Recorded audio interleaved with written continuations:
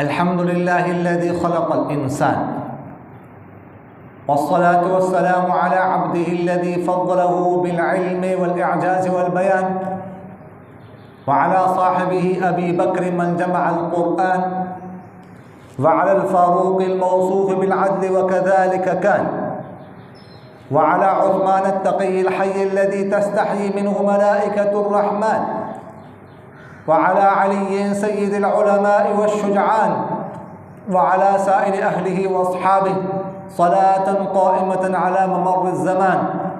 أما بعد فأعوذ بالله من الشيطان الرجيم. بسم الله الرحمن الرحيم. وإذ جعلنا البيت مثابة للناس وأمنا واتخذوا من مقام إبراهيم مصلى وعهدنا إلى إبراهيم وإسماعيل أن طهر بيتي للطائفين والعاكفين والركع السجود. وإذ قال إبراهيم رب اجعل هذا بلدا آمنا وارزق أهله من الثمرات من آمن منهم بالله واليوم الآخر قال ومن كفر فأمتعه قليلا ثم أضطره إلى عذاب النار وبئس المصير. وعن عائشة رضي الله عنها قالت كان رسول الله صلى الله عليه وسلم إذا دخل العشر شد مئزرا وأحيا ليلا وأيقظ أهله. صدق الله مولانا العظيم وصدق رسوله النبي الكريم ونحن على ذلك من الشاهدين والشاكرين والحمد لله رب العالمين. عزیزان من، بزرگان محترم، جیسا کہ آپ حضرات کو بخوبی علم ہے کہ آج 20واں روزہ ہے اور مغرب کے بعد رمضان مبارک کا آخری مبارک عشرہ شروع ہو رہا ہے. سب سے پہلے تو اللہ کا شکر ادا کرنا چاہیے کہ اللہ تعالیٰ نے ہمیں زندگی دی، ہم زندہ رہیں، ہم نے روزے رکھے اور آخری عشرہ اللہ تعالیٰ دیکھنے کو نصیب ہو جائے. سب کو زندگی موت کا تو کچھ بھی نہیں پتہ چلتا. اگر آخری عشرہ رمضان مبارک کا کسی کو نصیب ہو جائے تو یہ بہت اللہ تعالیٰ کی طرف سے بڑی نعمت ہے، بڑا فضل ہے. اس پر مغرب کے بعد 2 رکعت صلاۃ الشکر پڑھنی چاہیے، شکر ادا کرنا چاہیے.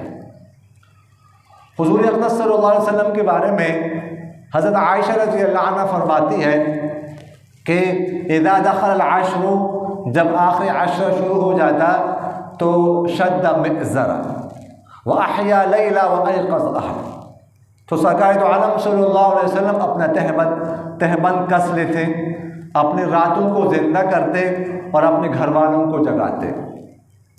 تہبند کسنے سے مراد یہ ہے کہ اپنے گھر والوں سے دور رہتے، یعنی رات کے وقت روزے کے رمضان کے مہینے میں اپنے گھر والوں کے پاس جانا یہ جائز ہے، اس سے روزے پر کوئی فرق نہیں پڑتا.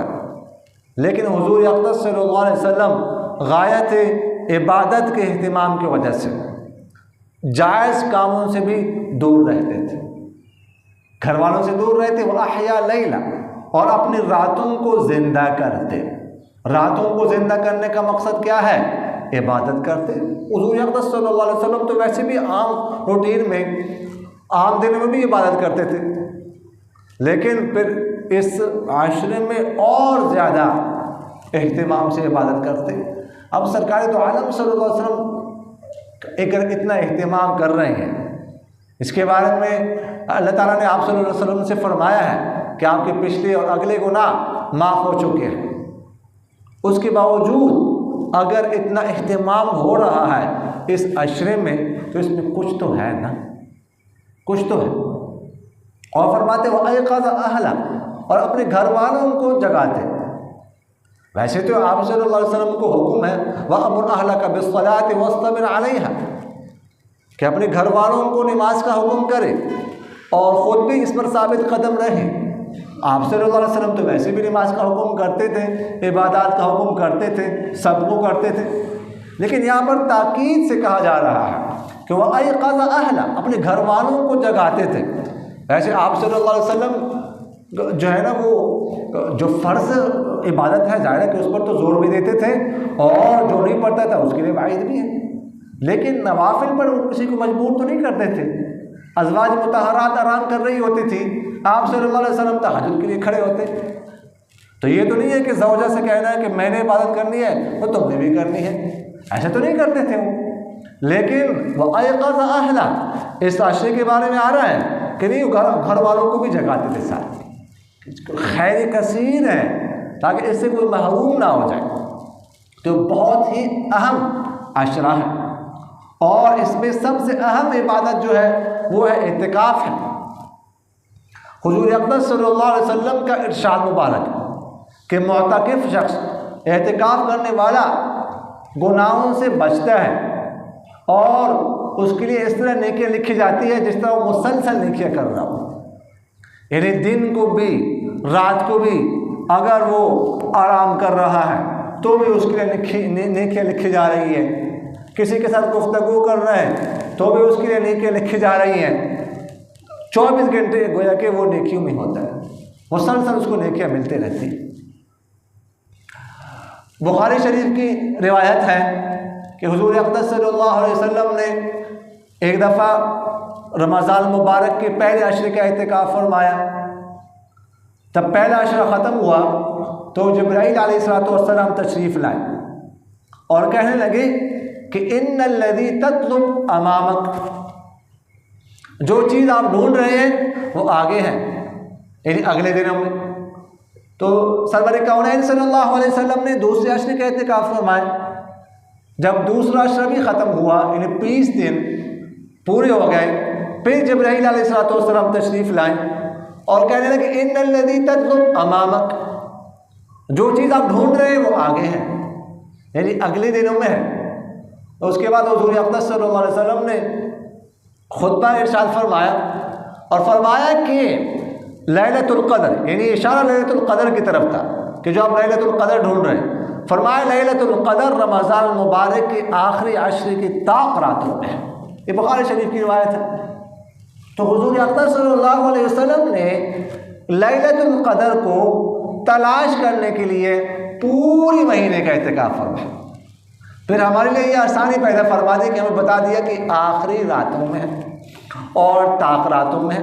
اور یہ بھی اس روایت میں ہے، بخاری شریف کی روایت میں یہ بھی ہے کہ مجھے وہ رات دکھائی گئی تھی، مجھے دکھائی گئی لیکن پھر مجھ سے بھلا دی گئی۔ یہ اللہ کو منظور تھا، ٹھیک ہے، اللہ کی قدرت۔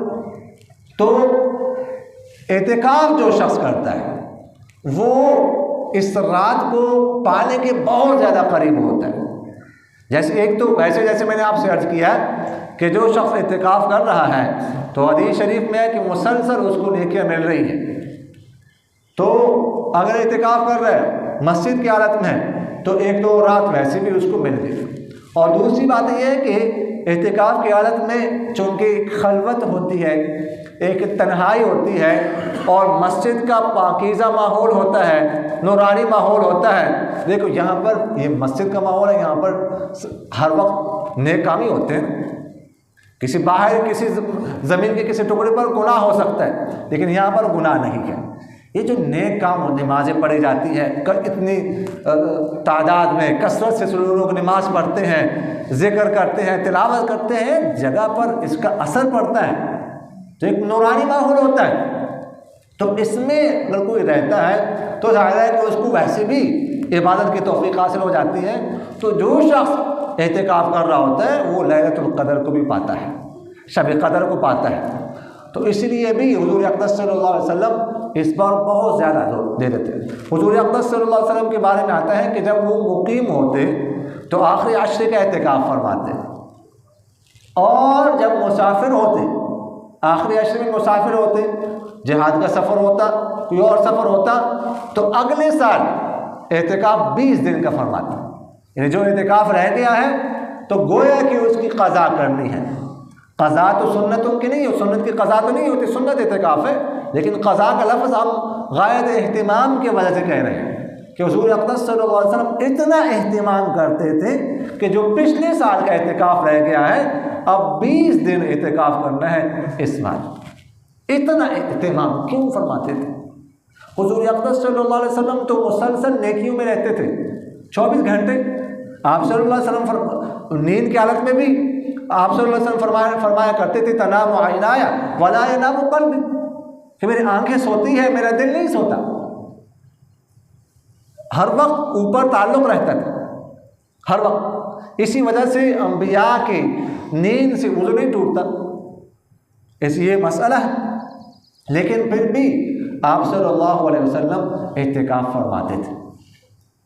اس لیے اعتکاف کی فضیلت کا انداز آپ اسی سے لگا سکتے ہیں کہ آپ صلی اللہ علیہ وسلم اگلے سال 20 دن کا اعتکاف فرماتے تھے اگر کسی سال رہ جاتا تھا۔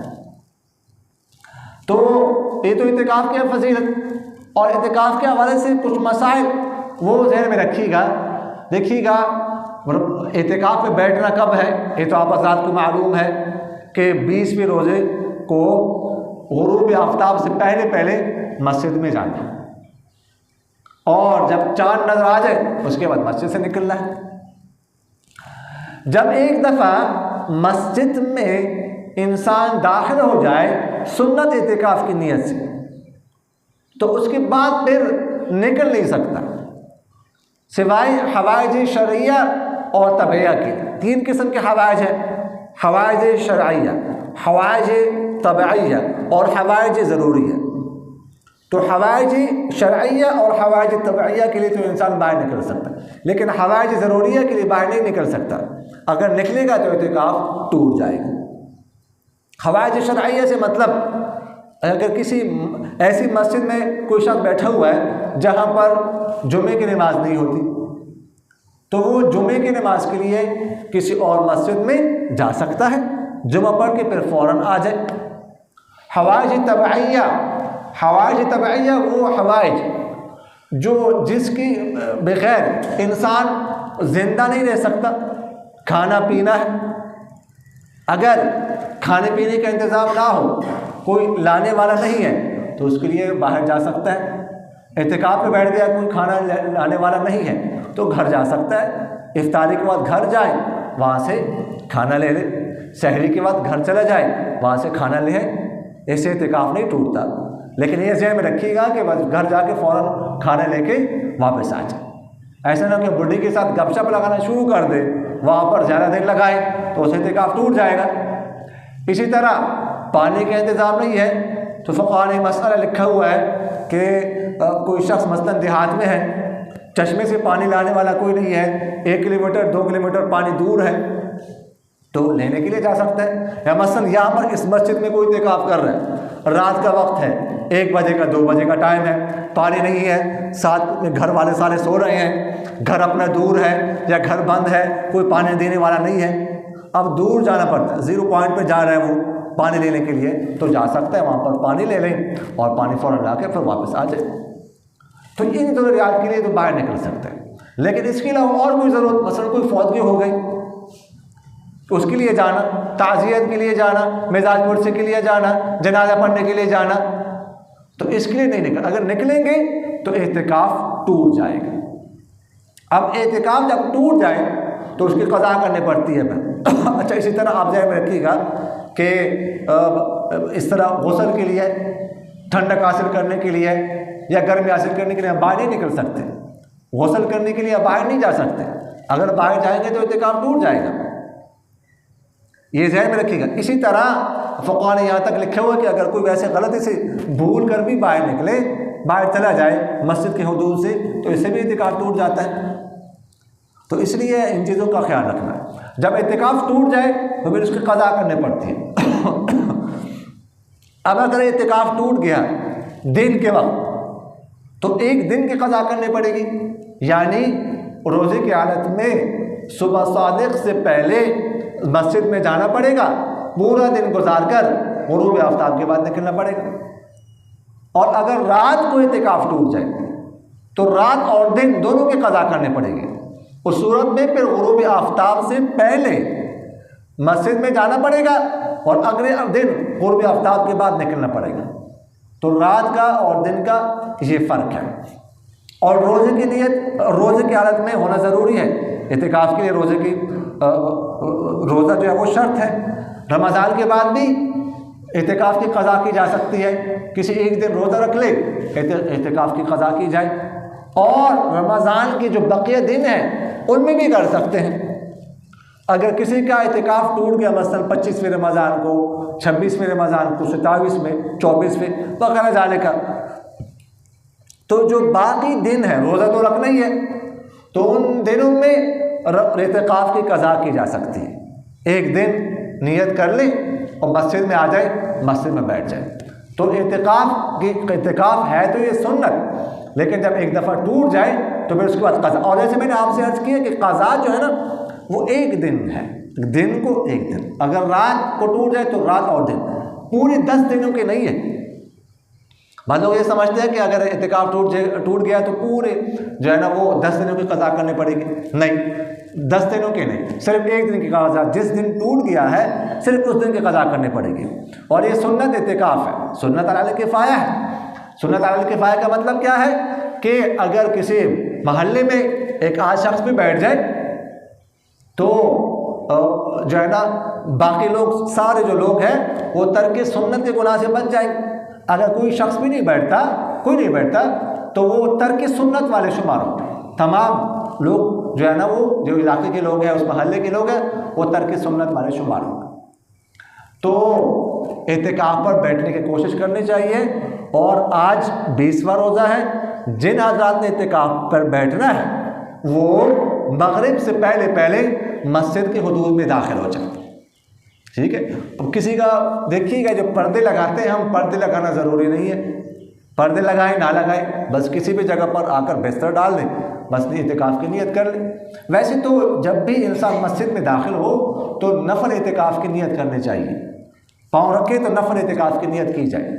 تو جب تک ابھی آپ ادھر ہی ہیں، بیٹھے ہوئے ہیں، ابھی سارے نیت کر لیں نفل اعتکاف کی، تو جب تک آپ ادھر ہیں آپ حضرات کو اعتکاف کا ثواب حاصل ہوگا۔